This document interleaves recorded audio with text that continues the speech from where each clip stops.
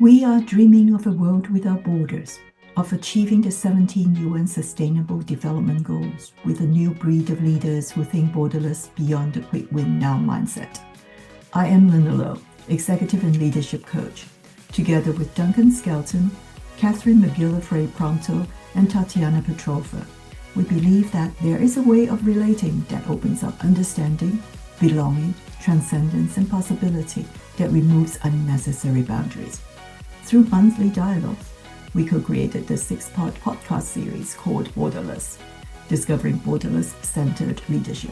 These are unscripted live recordings with minimal editing centering around 4 principles: act now future-oriented, iterative and anticipatory, humanistic and interspecies, and say no to yes. Have a listen and join us in leading through a borderless lens.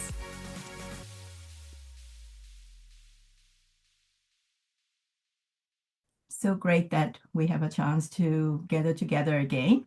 And today is on another dimension of Borderless-Centered leadership, humanistic and interspecies. I'm Lina Lowe, and I am here with Duncan, Catherine, and Tatiana.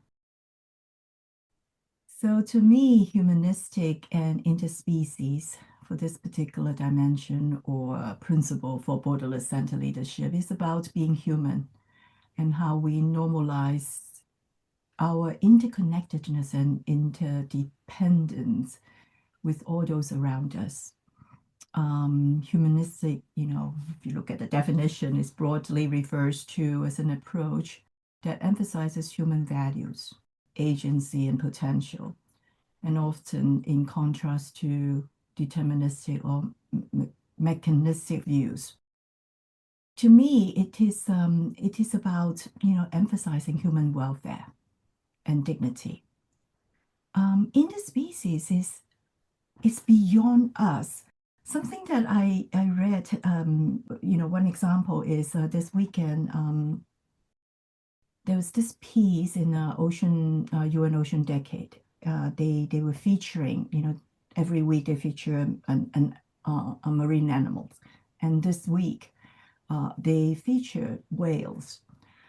And whales have a wide range of sounds used for communication and navigation, and also their social interaction. They move around the ocean, and these are sort of like songs. However, because of human activities, the shipping industries and whatnot around the oceans are starting to interfering whales' own communications. So little things that we introduce actually has an effect. And that affects is, that whole interdependency part of it. So that's why I feel that being borderless, being leaders, understanding and embodying and embracing the interspeciesness is important because it is part of the ecosystem we are in. And I want to also thank you, Catherine, for giving us some prompts, some questions to think about these particular principles. What happens when we stop trying to dominate and start listening to the systems we are part of? What does it mean to lead in a way that honors our own humanity and others equally? What does our leadership make space for? Only human voices or something more? What might change in our leadership if we truly believe we are part of something much more than ourselves? Anyone wants to start us off? That first question, what happens when we stop trying to dominate and start listening to the systems we're part of? For me, the emphasis there is on listening. What happens when we listen more? What do I think? 2 things came up for me initially. One was definitely a climbing metaphor. It was the idea that when you're on a climbing route, you have some preconceived idea of how you're going to climb it, what you're going to do. And if you stick to that plan unrigidly, like with unbending intent, then it becomes a forceful activity. I'm imposing my will in a way that might not be advantageous. And so while you're acting with unbending intent, you also get to listen impeccably. And the two are not mutually exclusive. You get to listen to like the rhythm of your body, the rhythm of the root. What does this sequence of moves ask of me? So that idea that when you commit, you do so with full permission. And whilst listening, you're always ready to try something different. And so there's something powerful here around listening to what is wanting to emerge, what is the system asking of us, and not knowing the answer. So then, so then we get into like that place of urge. What is the urge that I'm feeling? The urge that I'm noticing of myself and the urge from the system. Combine those, and it leads to an experiment, some action. Without knowing if it's right or wrong. And again, so you have to listen as you act with full permission, paying attention to the impact. How is this changing things? Is it moving us closer to, further away from? So listening seems to be a key skill here. And if I think about it in a process kind of perspective, I think listening is definitely a first step. We're all leading in different systems. So we lead in our families, we lead in our work environments, we lead in within different cultures, within different teams, within the world, the natural world. We're always leading at some stage and in some kind of network. And we do have to listen. And I think the next step is then understanding, from my perspective. I think if you don't try to, you can listen, but not pay attention or continue with your dominance, right? Continue with your opinions and your great ideas and your assumptions. And so from my perspective, I think maybe the next step is then that understanding, is then taking that time to sit down and say, okay, what do I understand from what I've been listening to, and what works, what doesn't work, how can I change, what can I do to change, what can I do to have a more positive impact, and what is my position in all of this, what is my place in all of this, what is my role in all of this, and how can I positively impact through listening and then understanding as well. For me, the words of the principle, I believe, Lina, you've put forward resonate a lot. It's about co-creation with self-authority. And I see sometimes that we mix up, we meaning human beings, right? We mix up self-authority with dominance. So kind of power and ability to influence and impact and create legacy sometimes get wrapped in that image of forcefulness. Right? And there are different ways to do forceful, right? There is physical forcefulness, there is intellectual forcefulness, right? So different weapons, same thing. And to me, that is about rating the needs of self higher than the needs of others. Rating the preferences of self higher than the preferences of others. And then desire to kind of, no matter what, assure that my needs are met, right? So that's dominance to me. And self-authority is different. It is that balance where my needs are not neglected. They are recognized and present, and I take care of it, but they're equal to needs of everybody else. And I take care of those needs as well, to the degree that I'm willing to and I'm capable of, and my resources allow me. But there is that anchoring and respect associated with that, when the needs are equal and when self-authority is coexisting with recognition of self-authority of the other, and then we start co-creating. It's intricate, but it's very joyful. It's that power with people rather than power over people. And I'm practicing it daily now with my nephew and niece. They're twins, 3 years old, and they are kind of in that zone of seeing how far they can extend their will, right? This 3 years is awakening age for discovering I and I want, right? And they constantly test boundaries. And it can be very, very tiring at some point, right? But what I'm noticing that if I'm not giving them boundaries, they take up space and they don't feel safe in that space. So they keep searching for boundaries.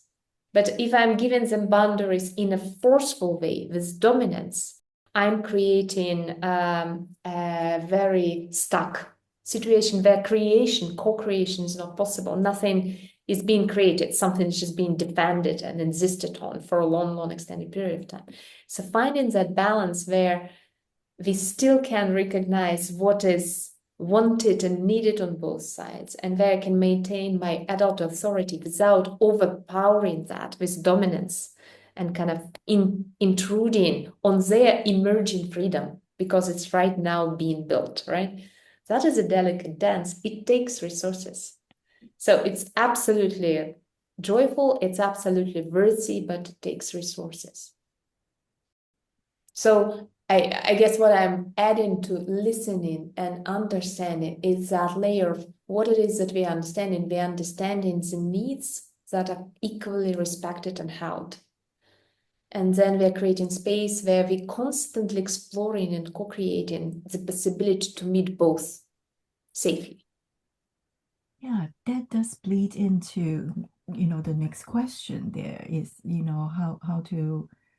how do you honor your own humanity and others equally? Is that even possible? I think intellectually I can see that, just like what you were saying, Tatiana, that kind of a dance there.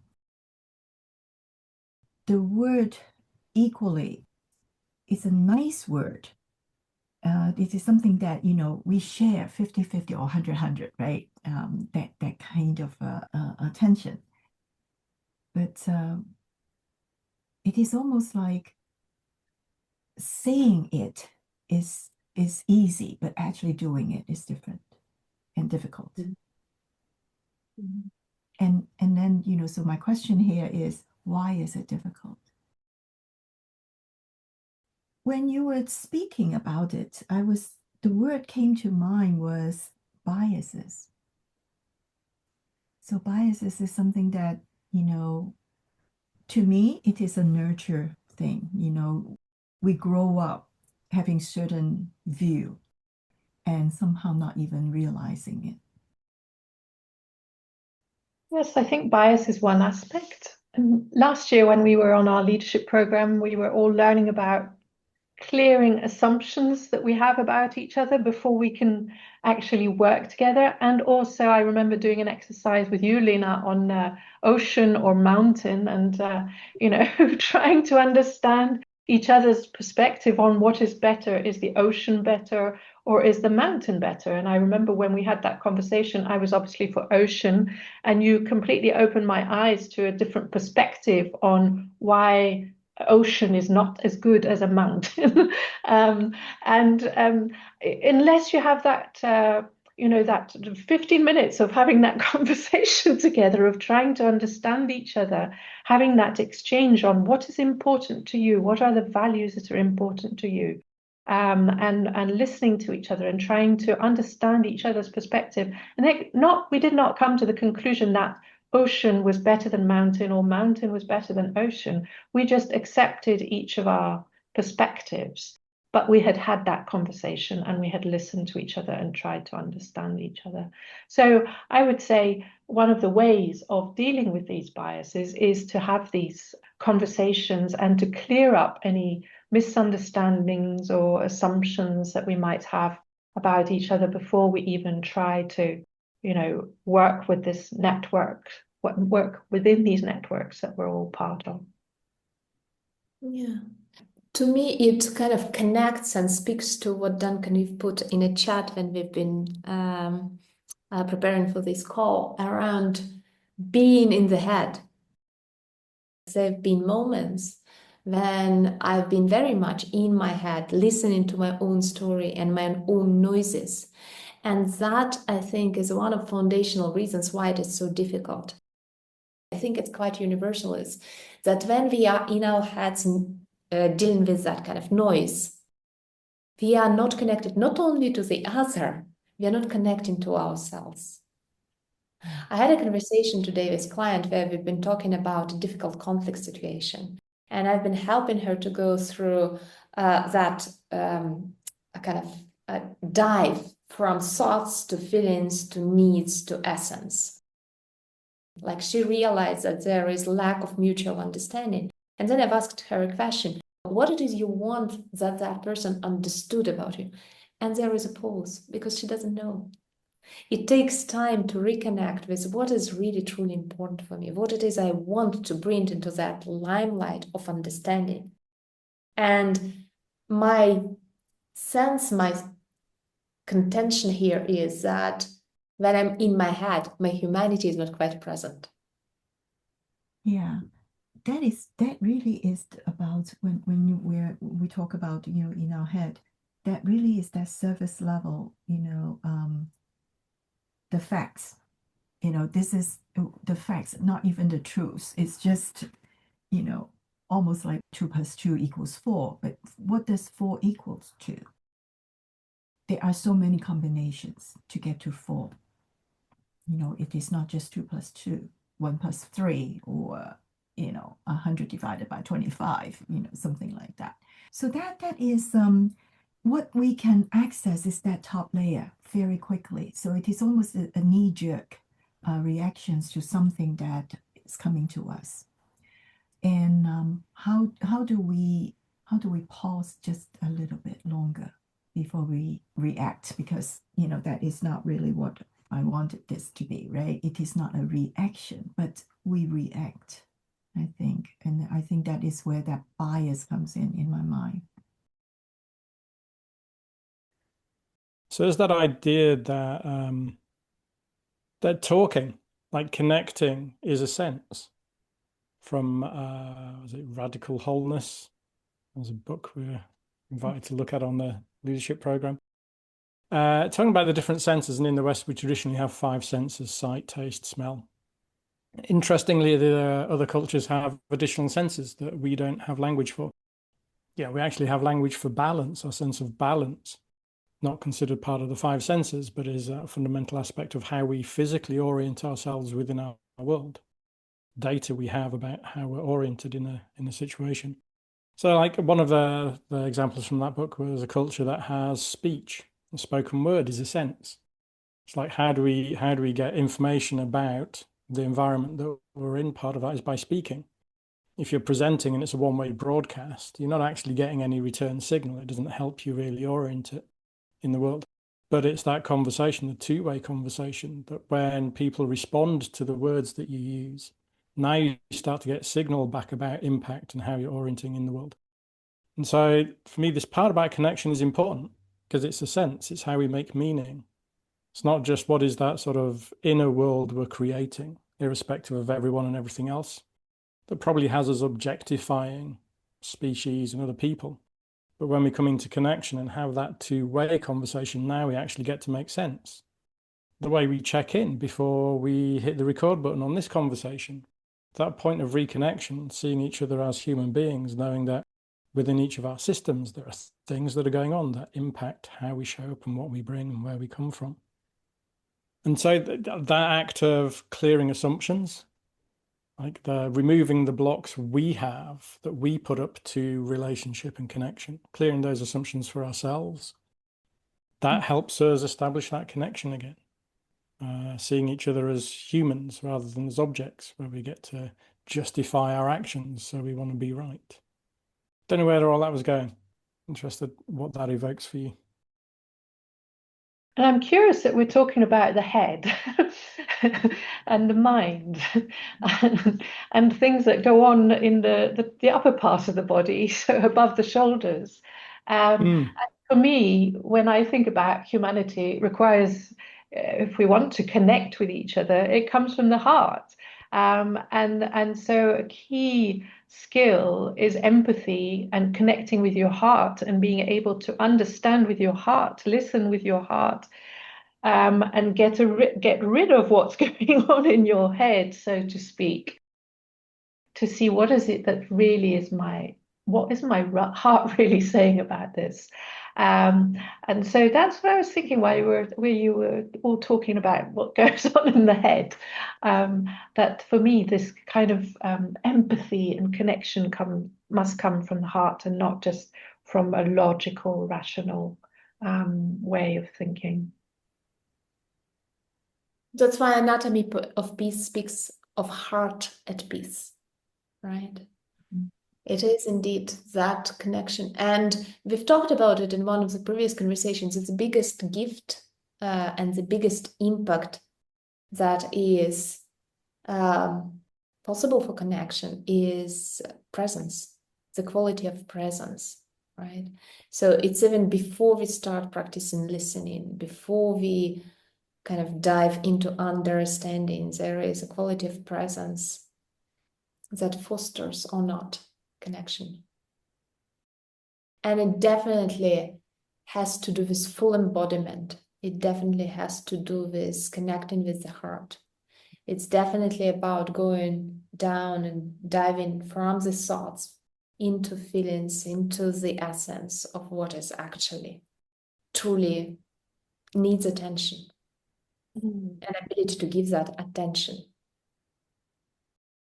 And that's where the interspecies comes in to play for me, in the sense that one of the things that helps me to come down to my heart is to reconnect with nature, to reconnect with, everything that's around me, listening to the birds and the bees, or the wind and the leaves, or just, staring across at the lake or the mountains and just becoming grounded again, becoming centered again. And that also helps to get rid of all that noise that you were talking about. I think this is one of the ways where I feel part of something bigger and interspecies. That's how I interpret it, is being able to connect with anything that can give me tools to bring me down to what is my center. I resonate with that. And what goes through my mind is that there are lots of practices in different spiritual traditions that indeed serve to take us out from ourselves only into that system that is bigger than just us and create space. And there are different ways of doing it, meditating, praying, but there is this foundational step of kind of transcending just me and my little worries by acknowledging that I am also part of a bigger system, much, much, much larger and longer time-wise than I am. Yeah. And that, interestingly enough, immediately creates space. And within the space, there are different connections possible.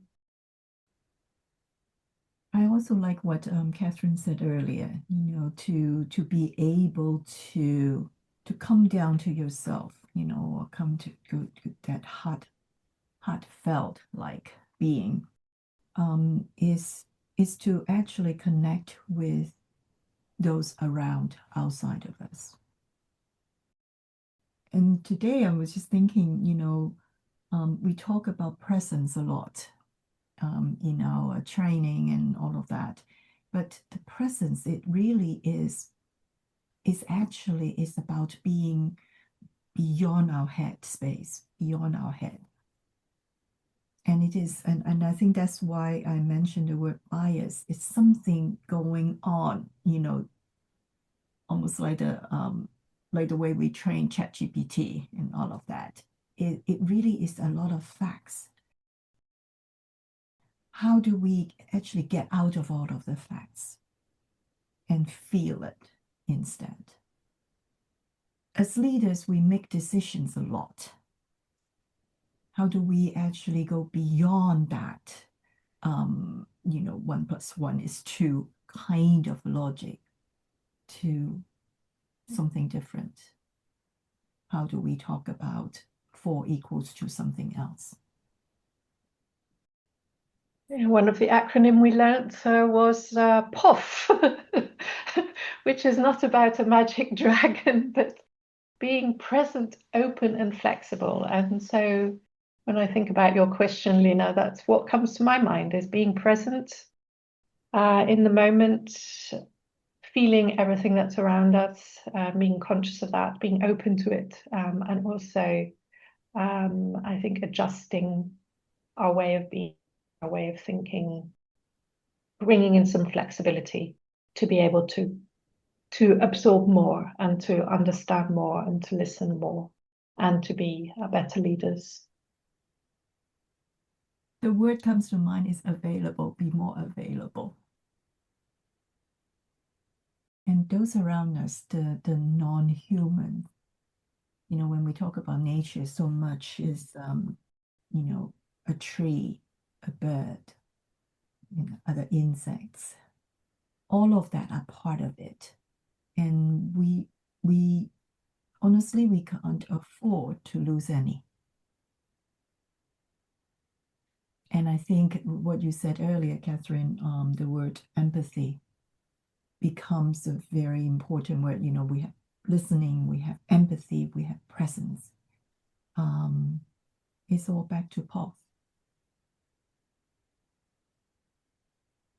How realistic are we being? It all sounds very nice. And how realistic is it? I think the important thing is to realize that we are not leading in isolation. I can't remember where I heard this recently, the idea of an umbrella species. If you're working in conservation, rather than focusing on everything, you can focus on an umbrella species, and by taking care of that particular species, you take care of everything else that thrives underneath it. So a whale, you spoke about whales earlier, a whale is an umbrella species. And if we can protect those better, then a whole host of other members of ecosystems that sit underneath it get protected too. So I'm kind of wondering what's the metaphor of an umbrella species applying to us? And maybe what if I am an umbrella species, that sort of self-care piece? What do I need in this moment to be able to be present, open, and flexible with those that I meet and work with? What do I need to be met and what do I need to create from other people? What do I need in order to be able to be created from? How do I be present and open and flexible? I really love that, Duncan. I think that really is the essence of what we're talking about today and about borderless-centered leadership. If we start to think of ourselves individually as the umbrella species, that's very ambitious. That's massive. I love it. Because that is not, the way that I'm thinking about it right now, it is not egotistical. It has so much self-authority and responsibility. It's very ambitious. The cautious side of me says we need to be careful because there are the same things that are interpreted differently. And being an umbrella species, taking care of yourself so that kind of the ecosystem around you thrives. Within and with those same words, I can create a monster. And I'm sitting here and I'm thinking, what is that differentiation? And to me, that in this moment is orientation of spirit. And it's almost like I can be an umbrella species in Duncan terms, and what Lina celebrated just now, right? Only if me is internally governed by the umbrella of my spirit and the strengths of it, not the intellectual part of it, Catherine, but the actual the actual strength of it, right? That comes from the heart. And if I'm internally not umbrelled under that kind of orientation of spirit, then me pretending being an umbrella species for others probably will do more harm than good. Yeah, and as I'm looking at the 4 questions that we started it, somehow it does come to that last question: what might change in our leadership if we truly believed we were part of something much more than ourselves? And I think that umbrella species is that much more than ourselves bit. Again, like for me, as we were talking, I remembered this idea that we have in Wales, we have a minister for future generations. It's like if you take inclusivity to an extreme, like how do we take action today and inform policy whilst including the voices of those that don't even exist yet but will come after us? Yeah, so that is also the idea that we are only stewards of our world. We are leaving something behind. So it is not that omnipotent, God-like figure. That is not the spirit of what we talk about, the umbrella species. So there's this idea of the Cartesian questions, that whatever decision we make now has to fit within the broader ecosystem of our life. And so there's the 4 questions of this particular tool that come up, which is, and there's a pattern here that becomes obvious. Question 1 is, what will happen if I do the thing? Question 2 is, what won't happen if I do the thing? Question 3 is, what will happen if I don't do the thing? And question 4, which is, what won't happen if I don't do the thing? So just an invitation to pause, slow down a little bit, and by answering those different questions, come up with different answers, and you get a more holistic sense or feeling that might inform the decision you're about to make. What does your leadership make space for? Only the voices already in the room, or something more? If today's conversation stirred something, sit with it. The shift from controlling a system to stewarding a system doesn't happen overnight. It happens in the next conversation, the next decision, the next moment of genuine attention. This is Borderless. We'll see you next week.